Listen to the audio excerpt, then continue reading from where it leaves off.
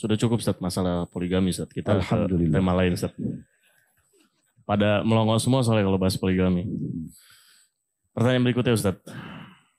Baru terjadi kasus yang ramai juga di media Ustaz. Mengenai dugaan 40 santri yang mohon maaf dicabuli dan disodomi oleh 2 oknum guru di sebuah pesantren. Disinyalir pelakunya ini dulunya merupakan korban Ustaz dari perlakuan keji tersebut. Menurut pandangan antum Ustaz, bagaimana supaya hal ini tidak berkelanjutan ke generasi berikutnya Ustaz? Allahul musta'an ya.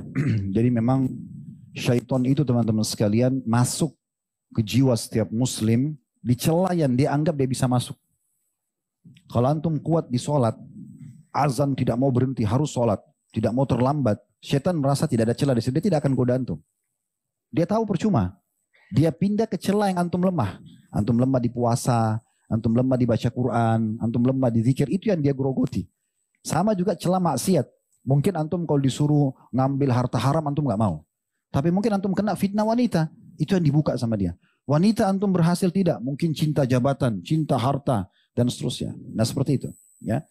Jadi kita harus pekah nih. Kita harus betul-betul menata, memframekan kehidupan kita. Mana kira-kira ibadah yang sudah bagus, oke, dipertahankan. Mana yang belum bagus itu kita tingkatkan. Baca keutamaannya lalu kemudian kita mulai meningkatkan kualitasnya. Celah perbanggaran agama, mana yang kita sudah jauhi, alhamdulillah kita tinggal konsisten menjaga. Mana yang masih terbuka celah kita tutup. Karena kalau tidak jadi masalah ini, kan gitu. Syaitan akan masuk di situ. Ini apalagi di indikasi guru ya, di pesantren. Ya kan gitu.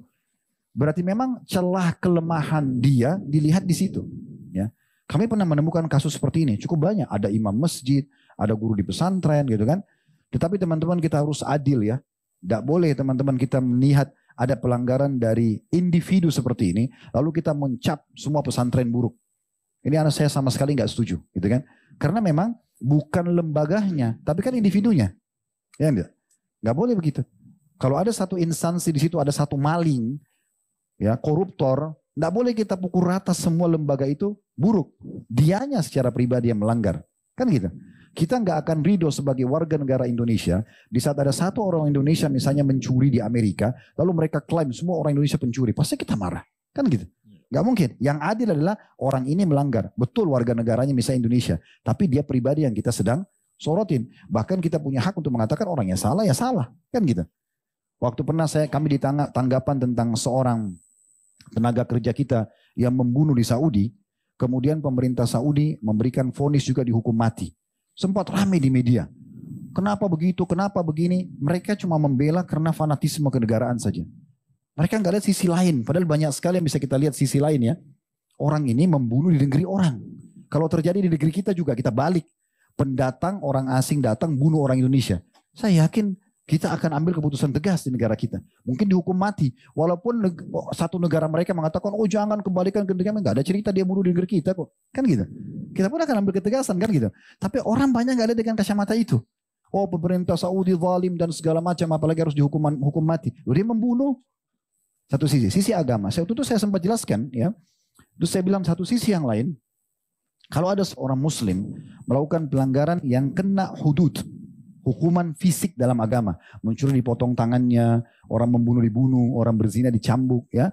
Itu sebenarnya secara hukum agama, kalau sudah terjadi, orang itu lepas dari hukuman di hari kiamat. Lepas dari hukuman hari kiamat. Jadi kalau dia kena hukuman itu, sebenarnya dia lepas hukuman hari kiamat. Dan memang kalau dia meninggal karena dieksekusi, sudah ajal. Detik itu dia akan mati walaupun tidak dieksekusi. Itu kan keyakinan seorang muslim, kan gitu. Jadi kita harus bijaksana dalam masalah-masalah seperti ini. Itu satu sisi. Sisi yang lain teman-teman sekalian, ini saran saja. Memang saya lihat mohon maaf ini ya, gelar ustadz di Indonesia terlalu murah ini. Tanda kutip ya, gampang sekali. Semua orang sedikit bisa bicara apa? Ustadz. Jadi murah sekali. Pada saat mereka lakukan pelanggaran agama, ustadznya yang disorotin. Padahal dia yang salah ini. Kan gitu. Saya beberapa kali ketemu orang, mohon maaf, lalu dipanggil, Ustadz. Saya ngobrol sama dia, mungkin ayatnya pun kalau dibaca salah. Ya.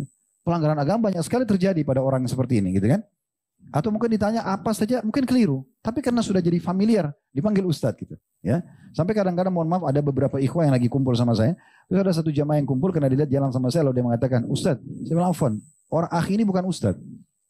Bukan menghina bukan. Dan dia pun mengerti, dia mengatakan, iya memang saya bukan ustadz. Gitu kan? Karena jangan sampai kalau dipanggil ustadz lalu dia mengatakan, oh iya, orang bisa tanya fatwa sama dia. Kan jadi masalah ini. Antum kalau bang ustadz antum bilang, saya bukan ustadz, maaf, saya jangan ditanya. Oh ya gitu. Kan itu kan lebih tepat ya. Karena kalau tidak jadi masalah ini. Nah pelanggaran-pelanggaran dari sebagian oknum terjadi karena itu.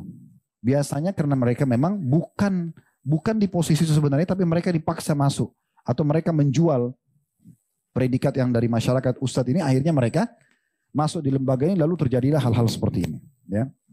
Sisi yang lain mungkin terakhir jawaban dari pertanyaan ini, mungkin oknum-oknum seperti ini supaya tidak terulang kelak, kita berharap pihak pemerintah kita, pihak keamanan, ya itu menegas, ya, menindak dengan tegas orang seperti ini. Apalagi korbannya sudah sampai puluhan orang. Gitu kan. Ini nggak boleh dibiarkan ini, sodomi ini haram, merusak ya orang-orang tertentu. Terlepas daripada dia mengaku, oh itu adalah masa lalu saya pun korban. Tidak ada urusan dia jadi korban, dia korbanin orang lain. Karena tidak ada urusan sama sekali. Harusnya kan kalau dia jadi korban, dia berlindung kepada Allah karena dulu orang berbuat jahat sama dia dan jangan dia ulangi pada orang lain. Kan gitu. Harusnya kan begitu kalau akal sehat ya. Harusnya tidak boleh. Itu alasan. Banyak orang-orang yang sudah melakukan kriminal, kemudian apa saja argumentasi yang bisa menyelamatkan pasti akan disampaikan. Saya pernah lihat cuplikan dukun-dukun ditangkap di Saudi. Terus kemudian dicurigai tempatnya, entah bagaimana bagian intel dan bagian pengurusan Kementerian Agama di sana tuh datang ke rumah itu dan dipasang kamera. Saya tidak tahu bagaimana caranya, tapi dukun itu pada saat lagi praktek itu direkam semua. Dia kasih ini, dia kasih itu, lalu kemudian tiba-tiba digerebek, kemudian langsung ditegakkan hujah pada dia. Kalau dia sedang membagi buhul, dia sedang mau menceraikan suami istri, dia sedang mau membunuh si fulan, namanya dikasih gitu. Dan memang pasien asli, bukan direkayasa gitu. Tapi pada saat mereka ditangkap, lalu kemudian hampir semua mengatakan, oh enggak, saya cuma membantu. Oh saya cuma begini, niat saya baik kok. Nah tapi orang-orang yang tahu hukum, mereka tidak akan terima alasan itu. Itu bukan alasan. Ya. Dalam hukum syariat, kalau ada orang mencuri, ketangkap nih. Atau orang membunuh, ketangkap. Kemudian di dalam penjara, sementara diproses hukumnya dia, di pengadilan, lalu dia taubat nasuha. Apakah berarti hukuman fisiknya berhenti? Dalam hukum agama tidak. Tetap dipotong tangannya walaupun dia bertaubat karena dia kepergok melakukannya.